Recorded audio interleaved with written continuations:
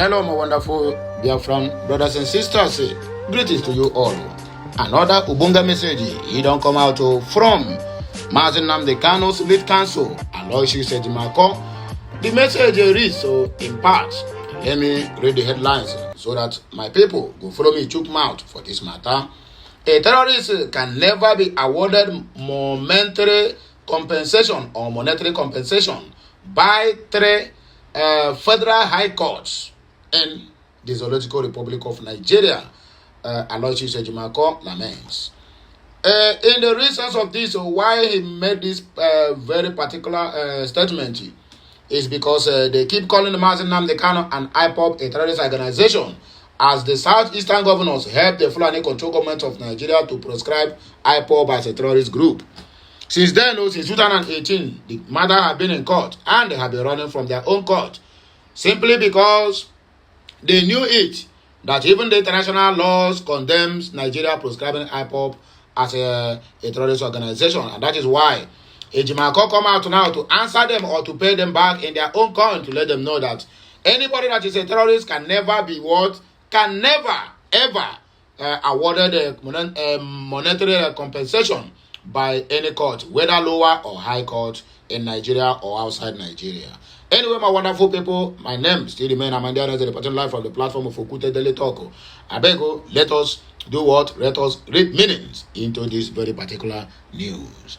And we have another headline here. Who is the voodoo economist in Aso Villa? Bode George kicks over rising debt profile of Nigeria. We are not up to a year plus. This very this very administration have brought Nigeria to their knees with borrow to share, borrow to maintain, borrow to buy luxurious cars for their so-called first lady and the House of Rep members that is not even constitutional. Federal government don't come out now to defend Saudi Arabia over 264 AP's passengers visas on arrival that the so-called Arab nations cancelled. So we are going to read the meaning into it, why it is so. Where the last but not the least, Senate to consider diaspora voting bill this week. Senator Bamidele laments. Share this message, like it, comment on it, and make sure you subscribe to my channel for more and more interesting videos as we proceed. Please remember, our campaign is still going. Do not be tired of typing or commenting. Hashtag free Mazi Nnamdi Kanu now. Hashtag Biafran to the world. Hashtag all hail Biafra, and hashtag free the Biafrans nations now. I beg, let's go there. No time to take time. ALOY EJIMAKOR, the special counsel to the leader of the indigenous people of Biafra, IPOB Nnamdi Kanu, has insisted that the Biafra agitator is not a terrorist and can never be a terrorist. EJIMAKOR argued that Kanu is the leader of legions and people will never give up till he is set free.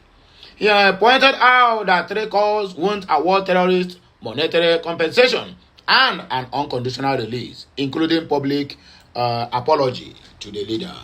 Speaking via his X account, popularly known as Twitter, EJIMAKOR wrote, this truth is self-evident. A terrorist can never be awarded monetary compensation by three federal high courts and unconditional release by the Court of Appeal and the United Nations. Hashtag free Mazi Nnamdi Kanu now.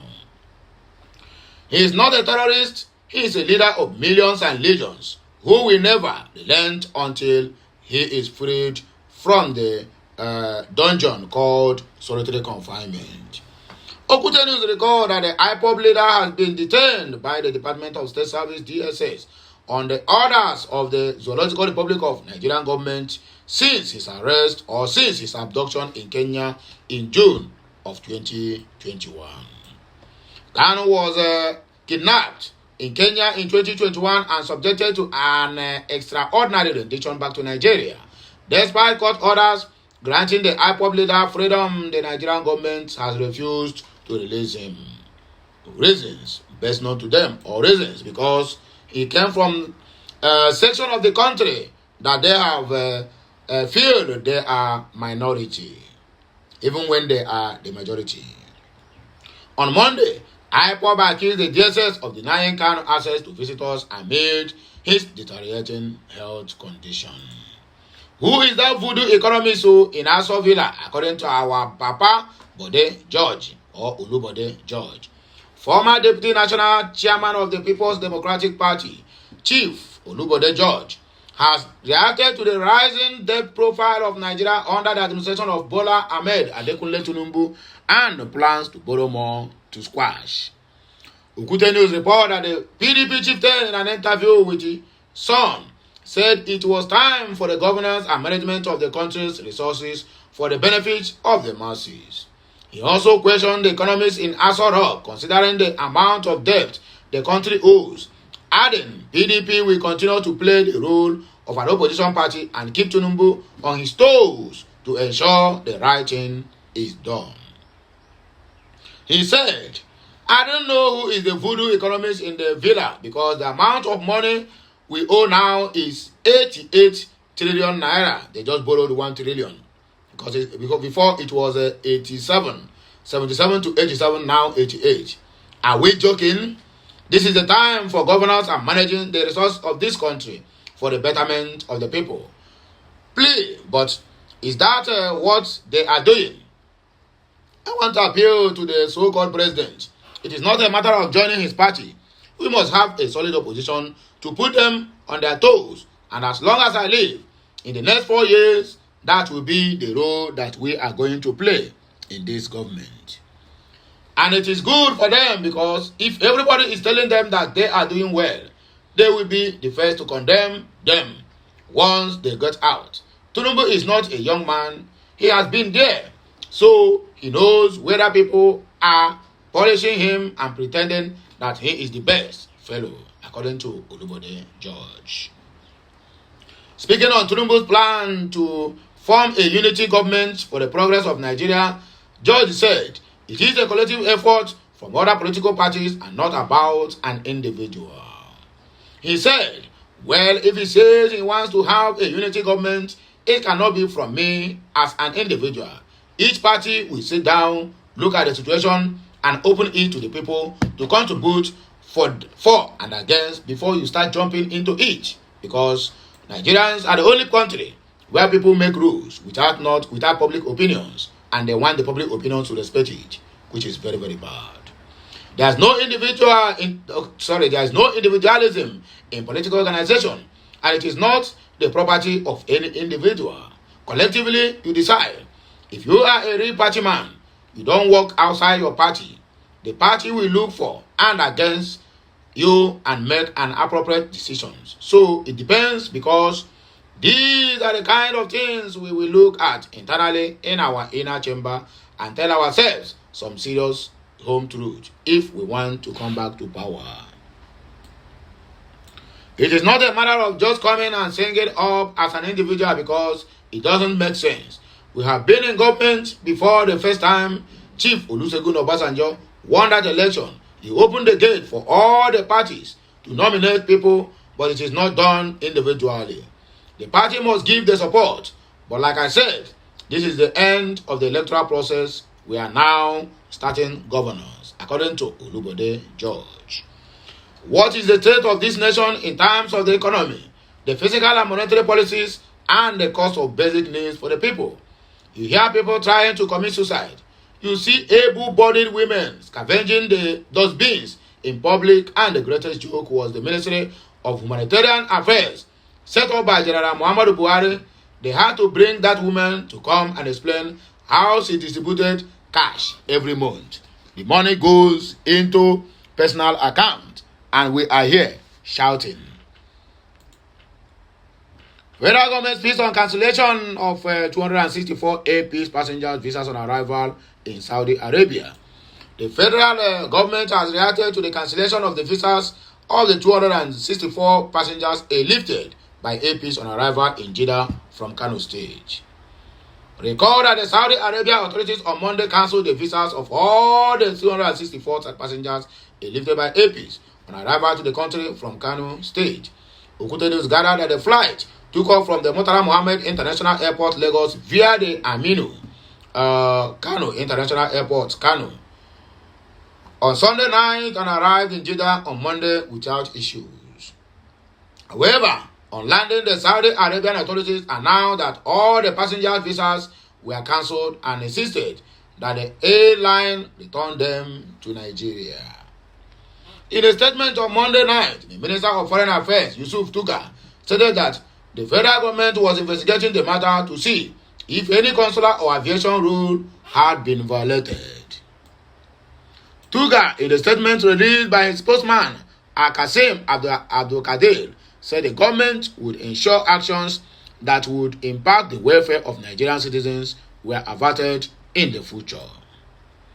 The minister added that the development was worrisome because Nigeria just participated in the Saudi Africa Summit, where bilateral discussions covering several sectors of the economy and mutually beneficial commitments were made. The last but not the least, Senate to consider diaspora voting bill this week. Senator Bamidele Ogbeyemi. The 10th Senate has affirmed its commitment to reviewing the diaspora voting bill in the current week.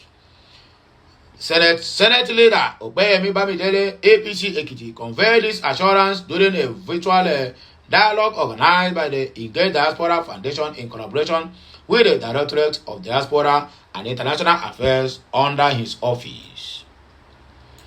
Deemed a pivotal step toward achieving diaspora voting rights, the dialogue addressed the rejection of the bill by the 9th Senate in March of 2022.